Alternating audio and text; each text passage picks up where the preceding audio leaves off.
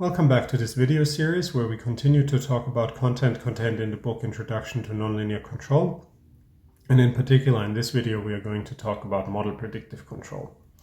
So in the last video, we have spoken about optimal control, a concept to define feedback laws for linear or nonlinear dynamical systems, but we've also seen the limitations in terms of the applicability to design control laws for general dynamical systems, and in particular general dynamical systems subject to state or input constraints. So what we've done at the end then of that video was to rewrite the infinite dimensional optimization problem into a finite dimensional optimal control problem. And this is what we're going to make use of now in this video on model predictive control. So model predictive control is often introduced through the receding horizon principle and a figure as shown or highlighted over here, where we are at the current time step k. We have a past closed loop trajectory in terms of the state x, and we have a corresponding feedback law here in the discrete time setting. Now what we're going to do is we are intending to predict the future based on a model and optimize the predicted state trajectory with respect to some reference trajectory. So for example, with respect to the mismatch to this constant reference signal here, which then also provides us with the corresponding predicted input trajectory. That's done over a prediction horizon n, and then, as we will see in a couple of slides, we would use the first component here, the first predicted input signal, to move forward in time, and then to repeat that where we get the same picture but just with this current state at time k plus 1. And if we formulate it like this, then we can apply that to general dynamical systems in discrete time. So here x plus is equal to f of xu with an initial condition here represented through xk. We will in general assume that we have an equilibrium or equilibrium pair at the origin. So we assume that we have f of 0 is equal to 0. And we can additionally look at states constraints denoted by x, and we could have input constraints which might also be dependent on the input on the state x. Well, if it is independent of x, then it can simply be written with u, and if we combine these constraints, then we can get another definition d, simply combining the state constraint and the input constraints. And to be able to stabilize then the equilibrium, we will naturally assume that 0, 0 is contained in the set d. Well, before we make use of these definitions, just with respect to terminology, so that this video is going to talk about model predictive control, which is often also just being referred to predictive control, receding horizon control, or rolling horizon control, depending on the context, depending on the background of the researchers. So if you're looking for corresponding literature, make sure to search for all of these terms and not just for model predictive control or MPC. Okay, but to now get to the basic model predictive control formulation, we need additional definitions and terminology and kind of continue to set up a finite dimensional optimization problem. And the optimization problem will be in terms of the predicted input trajectory. So what we can do to define a set of feasible input trajectories, denoted here by u, depending on the horizon n and depending on the constraint set d, is to define this set in a way of all input trajectories of length n, which have to satisfy the initial condition the dynamics over the horizon from 0 to n, and the pairs x, k, uk have to be contained in the state and input constraints. And then such an input trajectory here, un dot, contains as elements these elements u0 up to un-1, where we will later only use this first component un0. And as we've done then in the context of optimal control, we're going to use a cost function now with respect to this prediction horizon again, taking an initial condition and an input trajectory. We define the corresponding costs through running costs L, mapping a pair x, state x, and an input u to the real numbers. Additionally, we could consider, and that's often done in model predictive control, terminal costs and terminal constraints. So here a function of the state again, and again also terminal constraints being a function of the state, either mapping again to R or being a subset of Rn. And with this we can write down an optimal control problem, which is the main component or main ingredient of most of the MPC algorithms, as the minimization problem of our cost functional here, cost functional j, and if we want to add it also the terminal costs subject to the dynamics, so our dynamical system xk plus 1 is equal to f of x uk, and then the terminal constraints are added over here, meaning we might enforce that the last state of this trajectory xn needs to be in a specific set xf. And as highlighted at the end of the optimal control video, this optimization problem, as it is written here, is a finite dimensional optimization problem if we have selected the prediction horizon n as a finite value. And with that, even though we might not be able to get an explicit expression of the n for all the states or initial conditions x0, we can still use this pointwise condition, meaning being able to evaluate Vn for a given x0 by solving this optimization problem to design a controller. A bit of terminology we need to be careful with. So here, and that leads to specific details. You should also look at, if you read literature on MPC.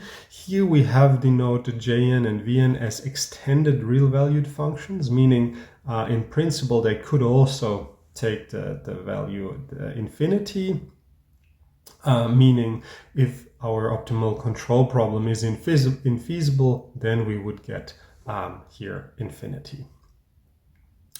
A lot of these formulations also implicitly assume, and that's what we have also done here, that the minimum actually exists. So to guarantee that, we need specific properties on the definition of J, on the definition of F, and also on the dynamics and on the set D. So in most publications, it is implicitly assumed that the minimum is attained here.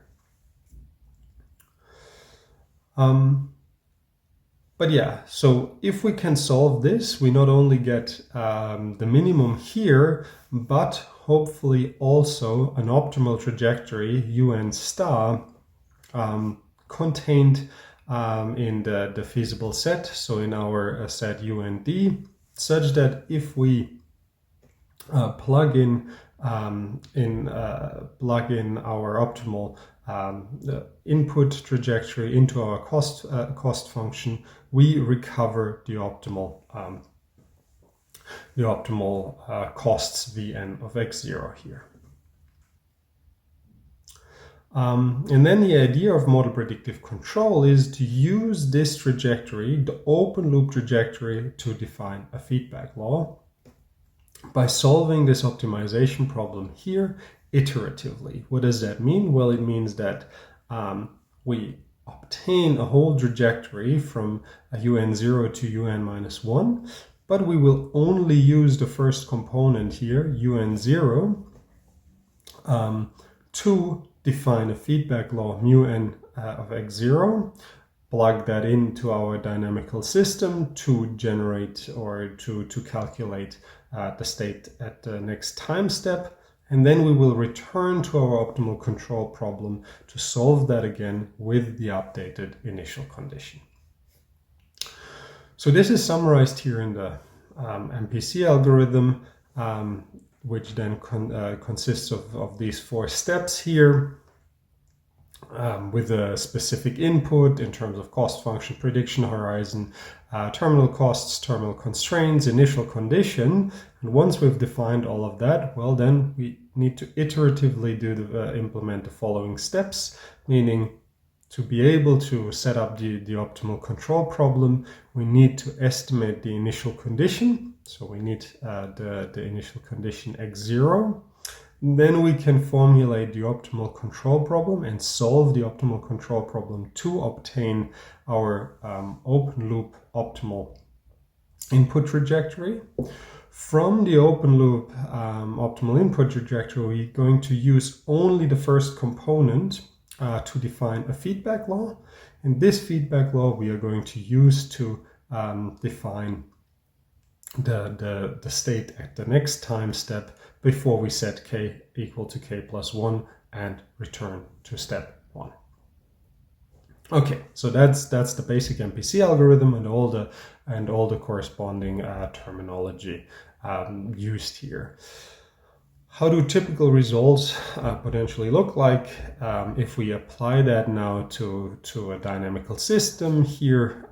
Very simple system, linear system. X plus is equal to ax plus bu, where A is a 2x2 matrix, a one-dimensional input here, and we pick a specific prediction horizon, n is equal to 5. Quadratic costs in this case, we use box constraints for the input u, but we don't constrain the state x. We can additionally consider terminal costs here also as quadratic costs fitting to the running costs here, but we are not going to penalize the terminal state. And then what we see as solutions, if we implement that here, black denotes the closed loop solution in terms of the state x1, state x2. Red shows also the open loop solution. So from the open loop solutions, we actually don't really see a convergence to the origin. But if we only use the first component of the open loop trajectory, then here numerically we can observe convergence to the origin.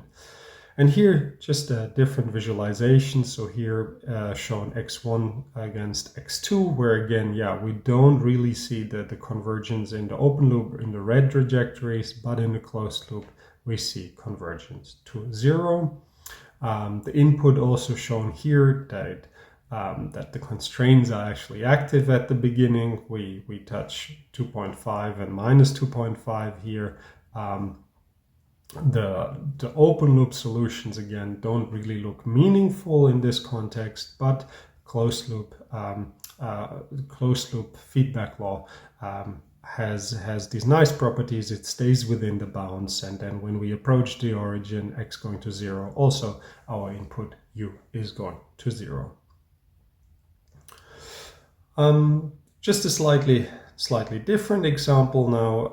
If we change the terminal set, so if we demand to to be at the origin at the end of the prediction horizon. This actually renders the terminal cost superfluous. Then we're starting with the same initial condition, so same initial condition as here, also shown over here. We get a similar closed loop trajectory. However, now we demand that also that the open loop trajectory already converges to zero, and then for this particular initial condition, a horizon of 5 is not sufficient anymore, and we actually need a horizon of at least 11 to get feasibility of the optimization problem. So with these initial results and a couple of illustrations, let's have a quick discussion on general MPC properties. So the advantage of MPC is that it can be applied to general nonlinear systems, and constraints can be directly taken into account in the controller design. A potential disadvantage is that normally the feedback law is only defined implicitly. So the analysis of the closed loop properties of the dynamical systems using an implicitly defined feedback law is rather complicated in most cases.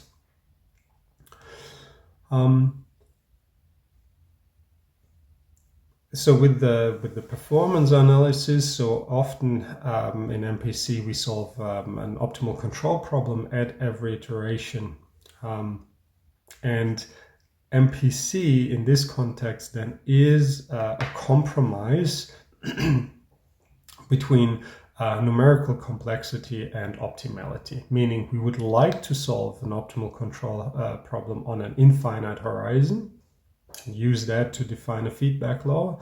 However, we can only solve optimal control problems often on finite horizon, and then use the receding horizon principle and the MPC implementation to approximate the infinite horizon problem. So, but if we start with this intractable infinite horizon optimal control problem, then of course it is interesting to compare both of these solution approaches, and is it possible to say something about the performance of the MPC controller design compared with a finite horizon n compared with an infinite horizon optimal control problem. So to do that, well, we can look at the costs of finite horizon optimal control problem compared with finite horizon optimal control problem, with the costs of the optimal control problem on infinite horizon, and we can also look at the costs that pop up if we use the MPC feedback law and run that for infinitely many time steps and compare that to the optimal control solution on an infinite horizon. So here the MPC costs are defined through the evaluation of the cost function when we use always the first step of the optimal open loop trajectory.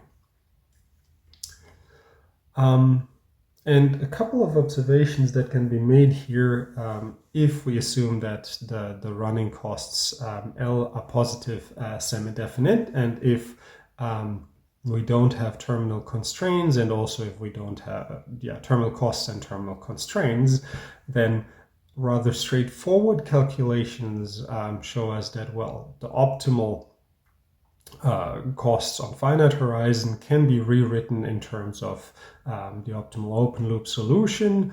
This is of course then a lower bound since this is optimal on horizon n, this is a lower bound for the evaluation of the cost functional if we use the trajectory corresponding to an optimal control problem on an infinite horizon, and then this is of course less or equal to the costs if we don't go from 0 to n but 0 to infinity, which is this step over here, and by definition this is equal to the costs of the infinite dimensional optimal control problem. And since MPC, or since this is optimal, we can of course also conclude that MPC costs are here on this side, meaning v infinity of x0 is less or equal to the MPC costs. These are rather trivial estimates. What we are generally interested in are actually, the reverse inequality, meaning can we find an alpha between 0 and 1 such that the MPC costs are less or equal to a factor times the infinite horizon optimal control costs. And this then provides us with a level of suboptimality. For example, if we take alpha n equal to, or if we can show this inequality here for alpha n equal to 1 over 2, then this means that the MPC closed loop cost is at most twice the infinite horizon optimal control cost.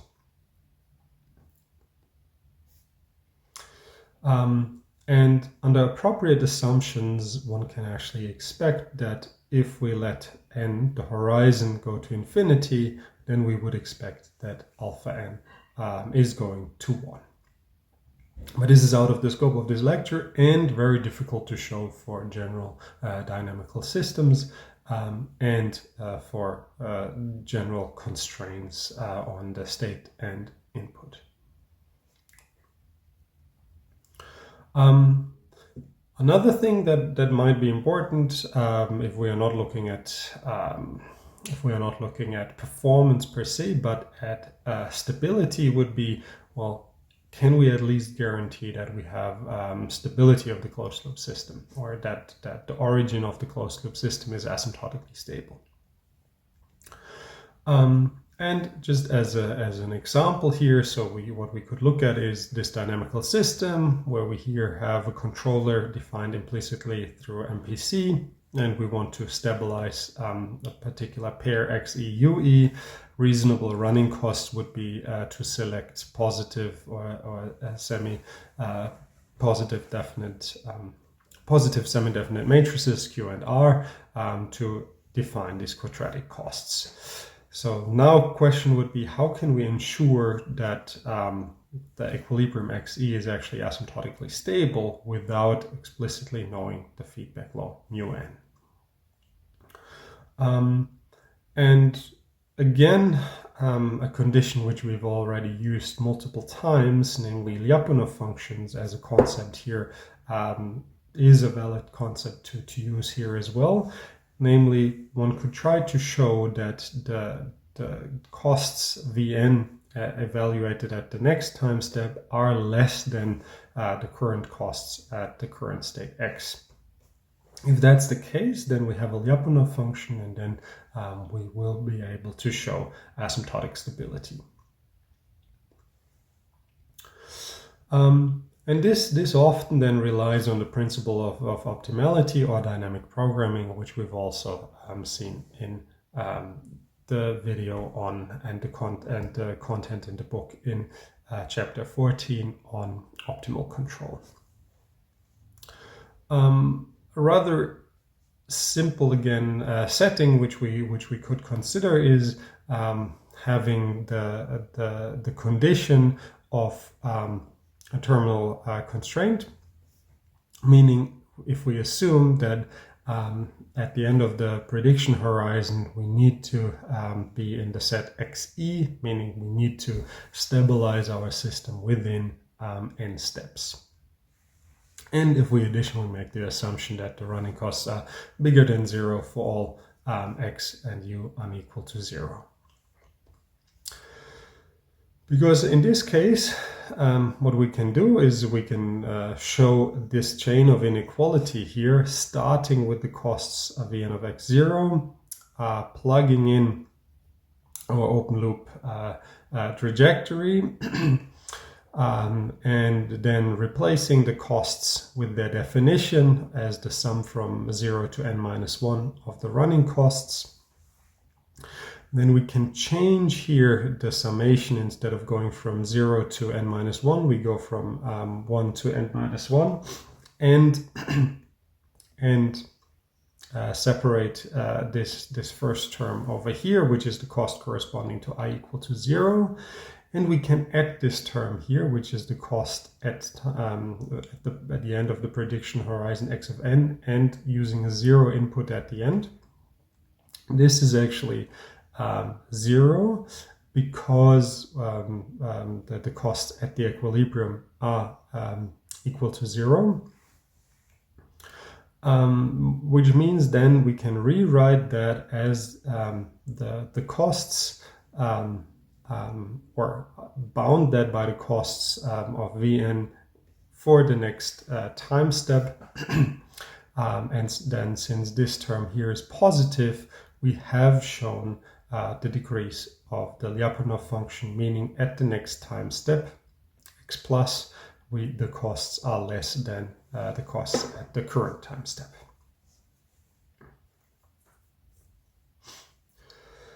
But also here this comes at a cost, namely here we need to assume that the optimization problem is feasible for all initial values x0. So implicitly we have assumed that we can reach the equilibrium in n time steps.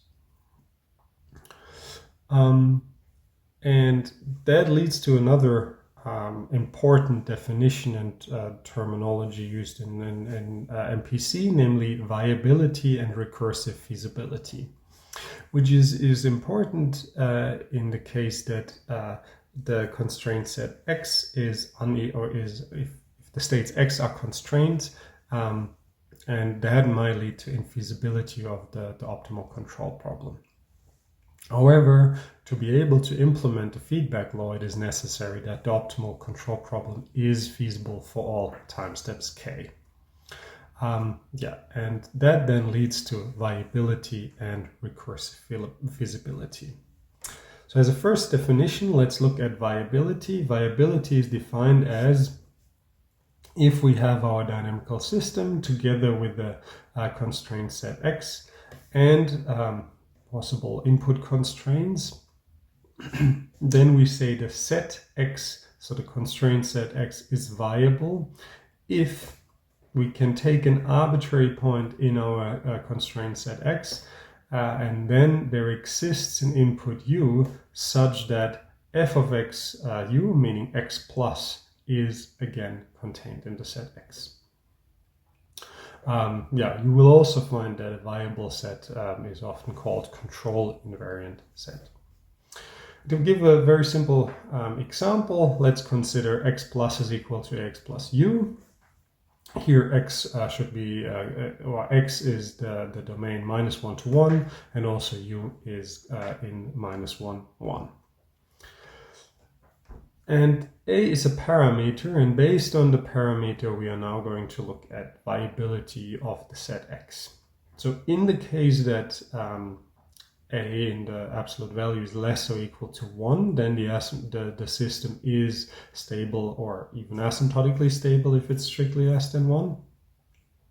Meaning we can simply select u equal to 0, and for u equal to 0 it holds that x plus in absolute value is less or equal to x, is less or equal to 1, meaning for all x there exists a u, namely u is equal to 0, such that x plus is contained in x, meaning our set X is viable. In the case that a is contained in, the absolute value of a is contained in 1 to 2, we need to be a bit more careful. Here we can define u simply as minus the sign of a times x. In this case, again, going through these calculations with the particular selection of u, it holds that x plus is less or equal to 1, meaning x is again viable.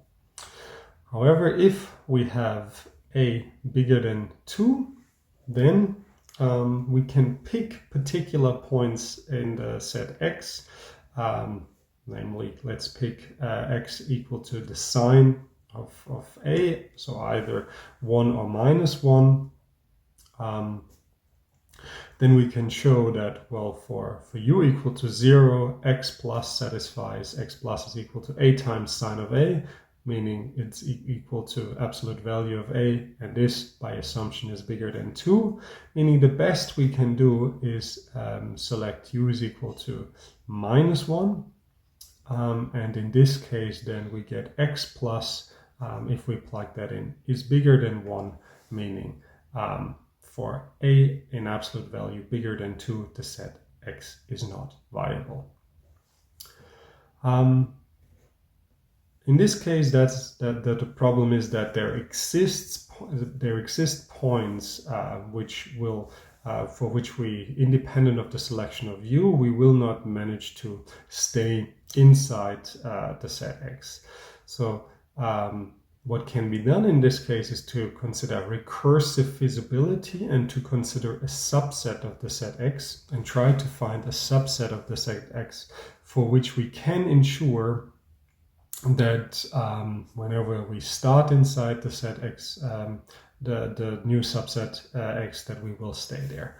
So here, if we consider again the basic MPC algorithm, input constraints and state constraints, but now we restrict our attention to a subset of the state constraints, then we say xn recursive feasibility is called recursively feasible if feasibility of the optimal control problem for an initial condition contained in this set implies that the optimal control problem is feasible for all k in n. And the thing to keep in mind here is that that recursive feasibility depends on the prediction horizon n. And if you want to study an MPC algorithm for in general or for a particular application, you always will run into the problem in showing properties in terms of optimality, suboptimality, asymptotic stability, and recursive feasibility of the closed loop dynamics.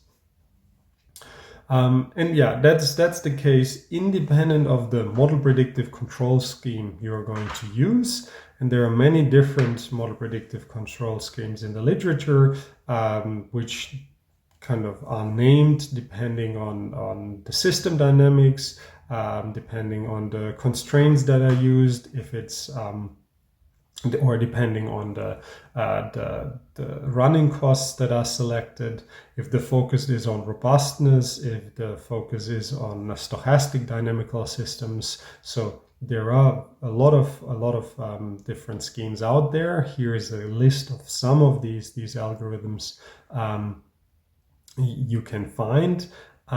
They all share the same, or most of them share the same receding horizon principle, but then focus on slightly different aspects in their application and in the properties that authors are trying to show. Okay, and with this, I'm going to conclude this presentation and also the part 2 of this book, where we covered different controller designs, and the next talks will focus on part 3, observer designs and estimation.